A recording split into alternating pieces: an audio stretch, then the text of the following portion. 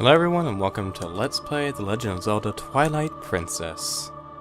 I cannot talk. I'm your host JazawaToad. And here's an attempt that I made at recording this and didn't work out too well. So let's go ahead and erase that file. Yeah, I tried recording this once before and had some issues, so wound up having to redo this. I didn't get too far anyway, so it's all fine and dandy. Now this is not going to be a 100% Let's Play, as is none of my Let's Plays usually. So I'm just gonna go and name him Rinku, as usual. At least for Zelda games, even though I've only done one Zelda game, really. No, I've done two.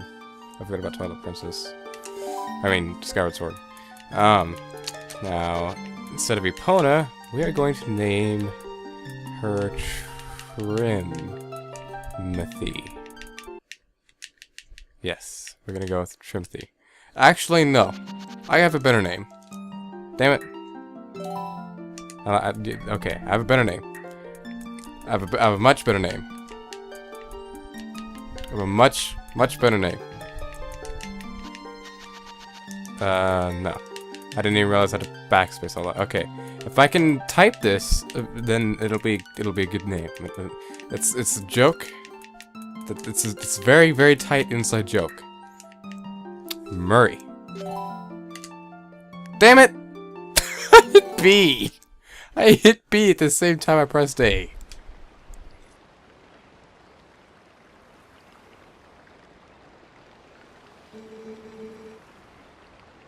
Tell me, lad, do you ever feel like a strange sadness as dusk falls?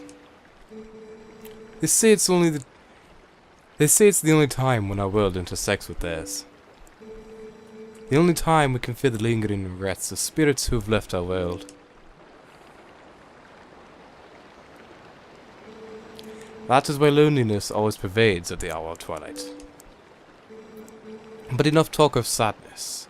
I have a favor to ask of you, Rinku. I was supposed to deliver something to the royal family of Hyrule the day after tomorrow. Yes, it was a task set to me by the mayor, but would you go in my stead? You have never been to Hyrule, right? In the kingdom of Hyrule, there is a great castle, and around it is a castle town, a community far bigger than our little village. And far bigger than Hyrule is the rest of the world the gods created. You should look upon it with your own eyes. It is getting late. We should head back to the village. I will talk to the mayor about this matter.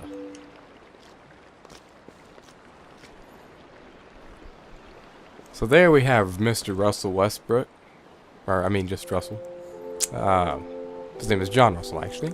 And, yeah. Now I get to walk back to the village and have some deep conversations and have some hearty laughs and such. So, if for any of you who are watching this that haven't played Twilight Princess before, the beginning of the game can be a very big turnoff for a lot of people because it's very slow. Even the first dungeon is rather slow. That first dungeon I enjoy and I like personally, but even the first dungeon is a little bit slow for everybody. So the game doesn't really start to pick up until after the first dungeon. And actually it doesn't start to pick up until literally the second dungeon. When you get to the second dungeon, then the game starts to pick up and, you know, it gets you get much more into it, you feel more of it. So starting out, it's a little bit slow and a little bit dark themed. Not like Majora's Mask, but still darker themed. But I'd still say this is my favorite Zelda game out of all of them. Just by the way it looks and the way it feels. A lot of memories I have tied to it. And here we have LP Grotus running up. Oh, no, never mind, not yet. Now we just have some girl running up to take the horse away. The horse is gone. There goes Murray. Hey, Rinku, you there? The fuck you want, old man? Hey, you mind helping me herd the goats, yeah? They ain't listened to me lately. I don't mean to do that.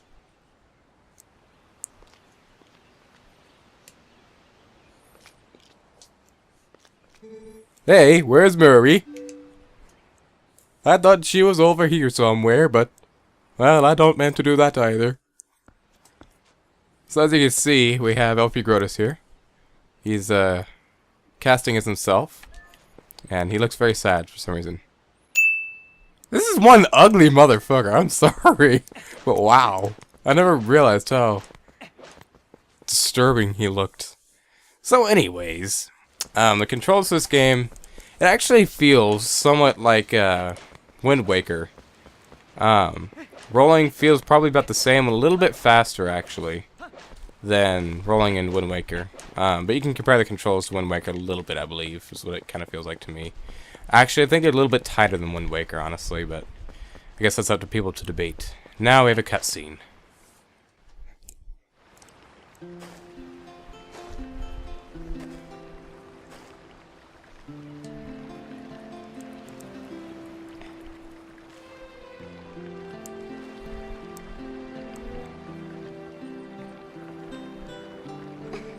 Oh, hi, Rinku.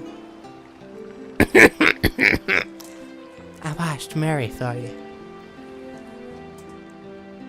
I washed her good. She's all pretty and clean now. All attractive. As you will soon come to learn, this girl here, she has a thing for horses. Now, I know that's a common thing. Women have a thing for horses for some reason, but she has a real big thing for horses. Like, she is madly in love with Murray. So, let's go ahead and talk to her. She'll tell us Murray is a girl too, so you have to treat her nice like one. Yada, yada, yada. She wants you to get some of the grass over here. And they're teaching you, basically, that playing this is how you call Epona throughout the game. Or Murray, in this case. That's how you do Epona's song. You just find these all throughout the game, in random places where you would need your horse. And it's there. Now, really, I could have just not spoken to her like I normally do and just got on the horse and ran away. But I decided to show that there real quick and get that over with, because it's going to be a while till there's another opportunity to use the little whistle thingies. So, Epona actually controls very well in this game. Much better than the other installments. Installments? I don't know, other games, I guess? Just call it other games? I don't know. But yeah, I like the way Epona controls in this game. It's very fluent. And here we have the village of Ordon. A very quaint, quiet village. It's actually one of the more peaceful feeling villages in the Zelda games. I'd probably rate it second to Kokiri Forest. So, yeah, we have all these people out here. You can pay attention the first day and see everybody's. The mom and her two kids. Well, actually, that thing right there and that fat woman are the parents of that girl. Don't ask me how, but they are. And then you see right here, there's Russell, and this is his kid and his wife, and she's pregnant. So just identify whose parents are whose, because I never actually do that. That's Russell over there, and there's his kid and wife. So, and then I believe, where are the other kids gonna be at? Over there somewhere, probably. There's two more kids somewhere. And their dad, I believe, is another guy that we'll see in the next day in the game. So, whatever. Let's just press on and go herd some goats, yeah. We need to herd some goats today, I believe, yeah. I don't mean to do that. And here we have the ranch. The Ordon Ranch. Get some ranch all up in here. So he's gonna want us to herd goats. Sorry to get you over here in such a hurry, Rinku. These guys have been awful skittish lately. They won't listen to a word I say. Sorry to ask, but how's about you and Murray herd him into the barn real quick, yeah? We ain't got much time, so you think you can do it for me? I don't mean to do that, that's for sure. Much obliged there. Okay, then go on and herd all these little scamps into the barn for me. Go on, get started, you little ginger fuck. So, starting off, we get 10. This is the first time we're herding goats for this guy. And we get 10. The next time we do it, we will have 20. And that will be very uncooperative. They're never cooperative. Which one went in there? Did that asshole get in there?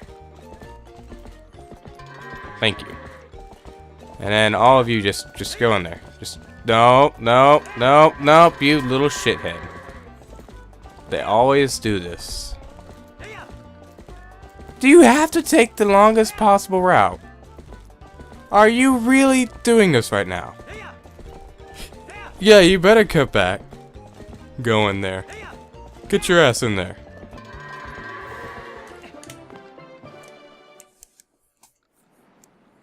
Rinku Murray, much obliged to both of y'all. I can cover everything tomorrow without having to trouble you, so just sit back and relax. Oh, but how about today? Want to practice with the fences? Just wait a spare bud, then I'll get the fences set up. Oh, sorry that took so long. I don't meant to do that. Now y'all ride how much you want. Just jump the gate and head back to the village when you're done. So this is to get you practiced for jumping over the things, the gates. Why did that not work? I don't know why that didn't work. I guess I wasn't holding completely straight on a stick. Because it worked fine there. So yeah, that's getting you used to jumping over gates. Because you won't be doing that a lot in the game, actually. Only a few times will ever be necessary. Nah. I don't want to save. Yeah, I already know how to save. Just like in Wind Waker. And now we get woken up by little brats. Here's the whole child clan. Well, not all of them, but most of them. Those are the other two there. The two boys there. Those are the other two I was talking about. The other two I were talking about. I don't meant to do that. But yeah. I don't like one of those two kids at all in any way, shape, or form. But before we do that, let's look around Link's house real quick, just for a second here.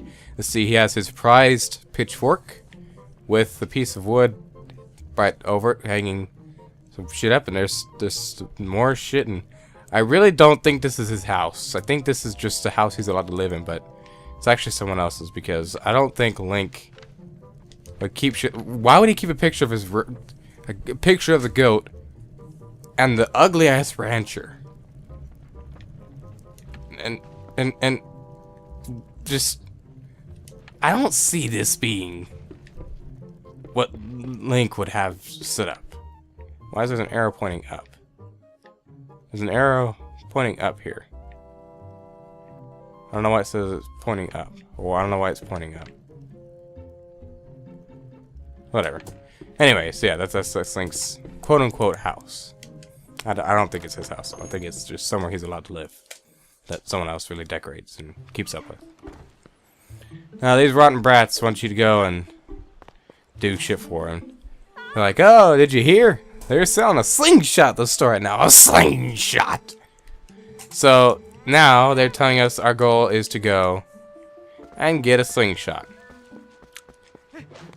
So, that's what we're going to do. But there's actually two other things we're going to do as well. Let's see. First, I'll take care of as many little things as I can at once. There's actually three things total. First, she's looking for her cradle. And it's somewhere missing completely. Now, the place that is, we will get to in just a minute. First, yo, Rinku up here, I want to talk to you. But I don't feel like talking to you. We got Macho Man Randy Savage up here. Yo, you climbed up here without yelling at me first. You're a spry one, huh? I'm gonna snap into a Slim Jim on you. Well, whatever, check this out over here. You know Sarah at the general store? Well, isn't that her cat over there? He's just been sitting there next to my house, having a staring contest at the creek. He's thinking about snapping into a Slim Jim on you. I think it was to catch a fish, but the cat can't catch no fish. I'd sooner snap into a Slim Jim on him. Yeah. And now it's just telling us about the grass that's over there. And it's basically, this grass is basically, it's basically like the other grass. The grass. The other grass that we blew to call Epona, this is the same thing, but you call a hawk instead. And, you know, the feather leaf thing is shaped like a hawk, so... pardon me. But yeah, it's shaped like a hawk, so I mean, you get to call it a hawk. Or eagle, whichever it is. It's probably an eagle. But first, we're going to call him here to get rid of that nest, because that old man's watching it, trying to figure out how to get it down. And we have to go up there to get some rupees anyways. Because there's actually 15 rupees up there. That's half of what we need to get that slingshot. So we knocked that down. Now we need to go over here, because over there is where the cradle is. There's a retarded monkey that has it. It's just sitting there screaming. Just screaming, just take it away from me. I got the basket. Take it away from me. I don't know why it's jumping up and down like it's did something right. But we use a hawk to take it.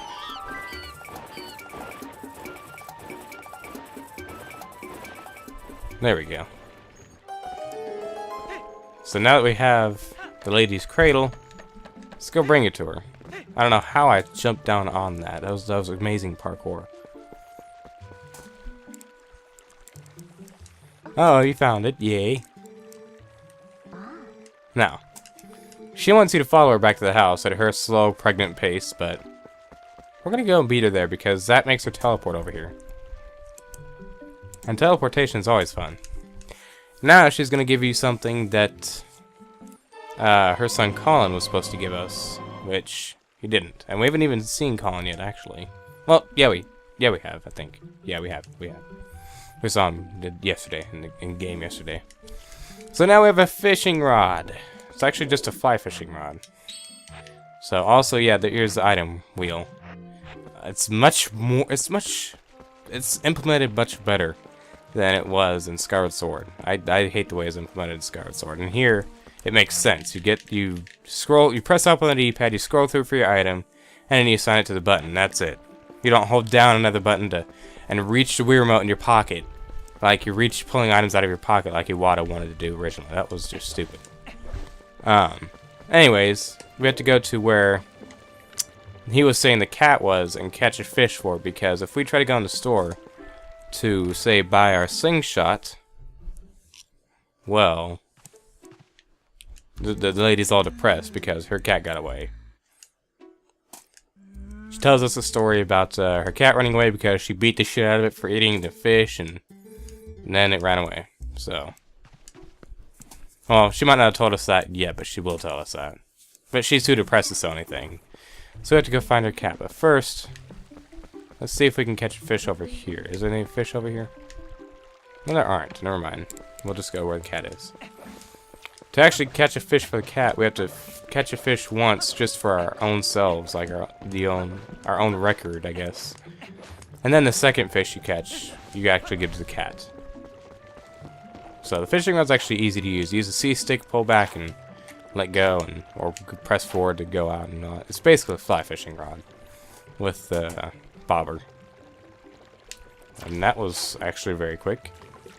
As soon as the bobber goes completely underwater, then you can yank on it. Jeez, that was quick.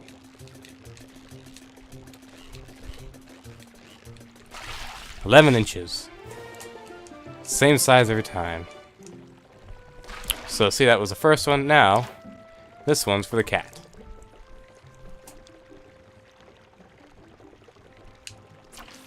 Oh, come on. That was all the way out there. Or all the way under.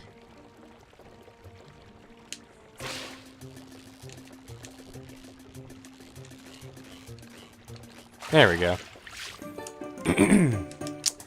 Now here's the cat's fish. Now he runs back home and Link's just like, "What the fuck? What's going on, man? Oh, golly! I've never seen pussy run away from me that fast before." And then it meows when it gets in. So, now we can buy our slingshot, but we have to come up with 30 rupees. And to do that, we're going to do, what is it? Actually, we're going to go over here. Because I believe there is a... Down here, one of these pumpkins has 5 rupees. A blue rupee. I believe it's this one. Yes. There's actually, you can get a bunch of like loose rupees, like just green rupees around the town as well. Or I don't want to say it's a town, but around this area as well, that'll work. But there's so many like bigger rupees that you don't have to do that. You can just get the bigger ones, like the blues and yellows. Yellows are worth 10. There's a 10 rupee actually up here as well. If I don't fall first. Now, see, they decided to make it do that. That little thingy there. I don't know why. But at least it's not as bad as like Skyward Sword. Now, there's a yellow rupee over here. And you would think you'd use the eagle to get it. But I've never once been able to use the eagle to get it. Every time I've tried, it's never worked. So, but yet this is placed here. There's nowhere else to use the eagle for that I can see. There's nothing practical to use it for. So, I don't know. But yeah, so we're going to go back.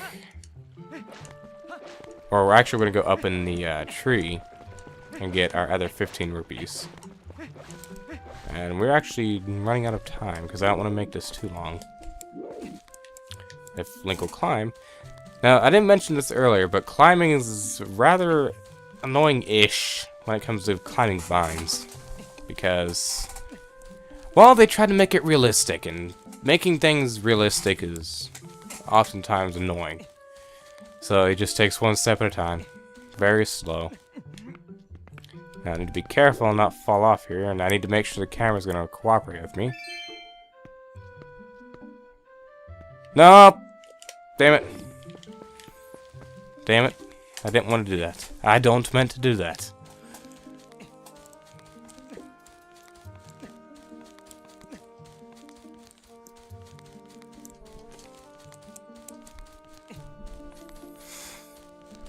I'm slowing this down since I was climbing up here. And I sped it up. I figured I'd try it. I don't know. Now see if I could fall again. Okay. Alright, we're good. Now let's go get our slingshot.